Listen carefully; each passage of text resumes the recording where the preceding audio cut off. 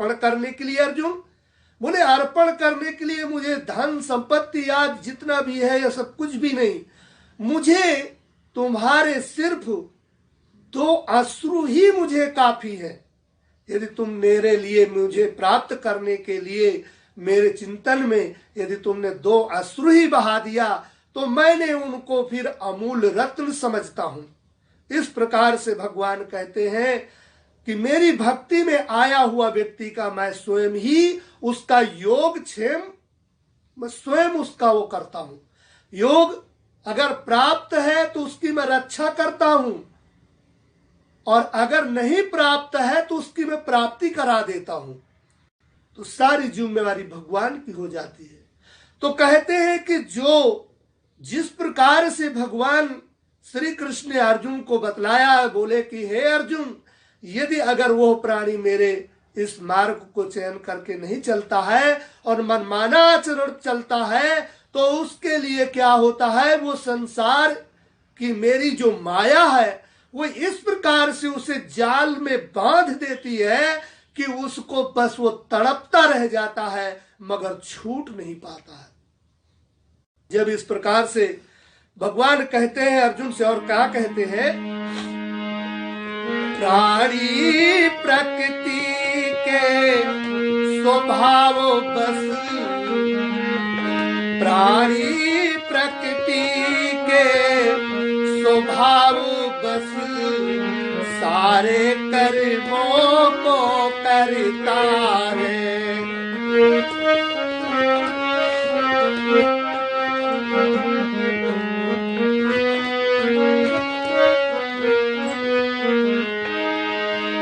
प्राणी प्रकृति के स्वभाव बस,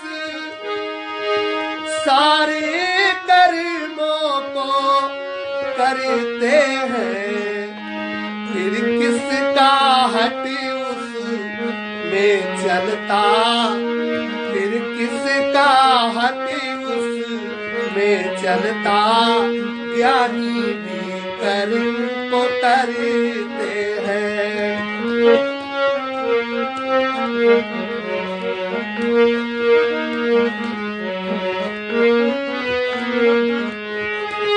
फिर किसका हट उसमें चलता,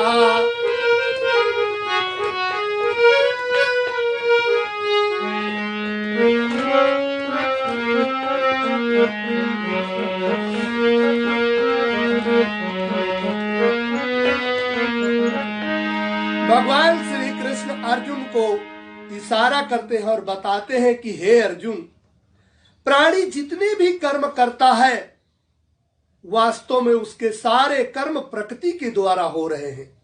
प्रकृति के गुणों के द्वारा, प्रकृति के स्वभाववश उसके सारे कर्म होते हैं। और प्रकृति का स्वभाव यानी 3 चैनल का जैसे टीवी होती है चैनल बदला जाता है, इसी प्रकार से प्राणी के शरीर में 3 चैनल फिट है, सतोगुण, रजोगुण, तमोगुण। अब तीनों चैनलों से पता लगा लिया जाता है कि ये प्राणी कौन सा चैनल में, कौन सा चैनल को लगा रखा है, और वो प्राणी की तुरंत ही उससे पूरे जीवन की दिनचर्या उसकी मालूम हो जाती है। सतोगुणी क्या है? सत्संग, सद्विचार, भजन, ध्यान, कीर्तन आदि ये सब जितने भी हैं ये सब सतोगुण के कार्य हैं। और जब ये सतोगुण का चैनल प्राणी के पास होता है, जब सतोगुण का ये आरंभ करता है तो उससे पता चल जाता है कि ये प्राणी का जीवन अच्छा है। जब वो रजोगुण रूपी चैनल को लगाता है, रजोगुण रूपी चैनल का मतलब एक ही होता है कि वो ये खोज करता रहता है कि किस प्रकार से मुझे लाभ हो, कितना लाभ हो, और वो प्राणी लोभ के प्रवृत्ति में दौड़ता है। ये रजोगुणी चैनल है। इस चैनल में लगे हुए प्राणी के वृत्ति को आसानी से पता लगाया जा सकता है।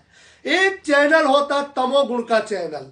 तमोगुण का चैनल जो होता है उसको जब प्राणी लगाता है तो वो क्या करता है? व्यर्थ की चेष्टाएं, यानी उस प्राणी की चेष्टा में ना उसे लाभ होता है और ना उसके समीप में रहने वालों को लाभ होता है।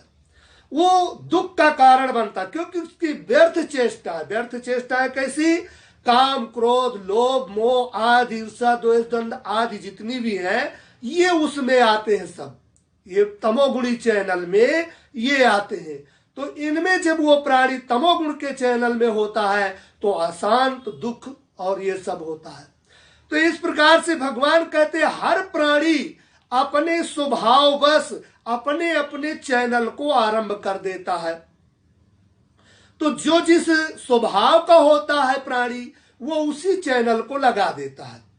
यानी प्राणी के जितने भी कर्म हैं ये प्रकृति के स्वभाववश होते हैं। तो प्राणी अपने स्वभाववश सारे कर्मों को करता है। जिस स्वभाव का होगा, अगर तमोगुण के स्वभाव का होगा तो वो कभी भी सत्कर्म करने में उसकी रुचि नहीं होगी, और जो सत्वगुणी होगा उसको तमोगुणी आदि में उधर जाने की वो नहीं होगी, उस तरह के कर्मों में रुचि नहीं होगी। तो इस प्रकार से प्राणी की जो स्थिति होती है इन तीनों गुणों के आधार पर होती है। तो जिस स्वभाव का जो प्राणी होता है वही कर्म उससे स्वाभाविक रूप में आरंभ हो जाते हैं, उसको चेष्टा भी नहीं करना पड़ता। तो भगवान कहते हैं फिर ये संसार में जितने भी कर्म होते हैं स्वभाव से, जैसे ज्ञानी जन है, भगवान ज्ञानी जन के लिए कहा, फिर किसका हट उसमें चलता, ज्ञानी भी कर्म को करते हैं। तो ज्ञानवान उनको ज्ञान हो जाता है, लेकिन ज्ञान होने के उपरांत भी भगवान के संकीर्तन, भजन, सत्संग इसको कभी नहीं छोड़ते, क्योंकि कहा गया जीवन मुक्त महामुनि जीव हर गुण सुनहि निरंतर तेऊ। ये उनका स्वभाव हो जाता है, और जब ये स्वभाव हो जाता है तो ऑटोमेटिक वैसे कर्मों में लग जाते हैं। तो कहते ज्ञानी भी अपने इन प्रकार के जप, तप, ध्यान, भजन आदि जितनी क्रियाएं हैं इन सबको, सत्संग आदि को करते रहते हैं, क्योंकि उनका वो स्वभाव होता है। वो करने के लिए चेष्टा नहीं करते, वो उनसे स्वाभाविक रूप में ये सब होता है। तो इस प्रकार से ज्ञानी भी कर्म को करते हैं। अंतर इतना होता है कि वो जो है कर्म जो है उनके शुभ और अच्छे कर्म होते हैं, मगर कर्म होते रहते हैं। तो कहते हैं प्रत्येक इंद्रिय में सूक्ष्म रूप राग द्वेष छिपे हुए होते हैं, वो ही इनसे बच पाते हैं जो ज्ञानवान नर होते हैं।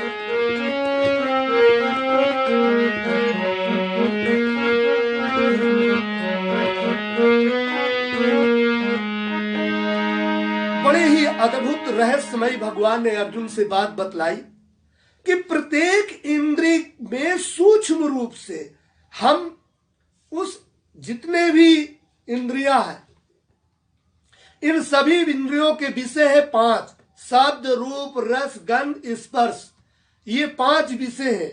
तो इन विषयों में, इन इंद्रियों में, प्रत्येक इंद्रिय में यानी सूक्ष्म रूप से राग द्वेष छिपा होता है। राग द्वेष का मतलब ये होता है कोई भी इंद्रिय हमेशा किसी सुख को प्राप्त करने की उसमें इच्छा नहीं होती।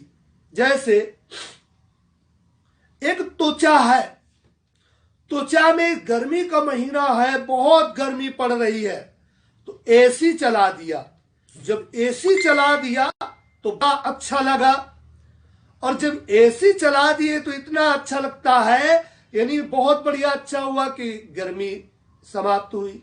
परंतु वही त्वचा रूपी इंद्रिय जब सर्दी का समय आता है तो वही उस ठंडी वायु से, ठंडी एसी से उसको द्वेष हो जाता है, यानी उसको वो पसंद नहीं आता। त्वचा का जो है उसके लिए वो दुखदायक हो जाता है। इसी प्रकार से समस्त जितनी भी इंद्रियां हैं, ये सभी इंद्रियां जो जो सुख को अभी उत्तम मान रहे हैं वही सुख उनके लिए फीका हो जाता है।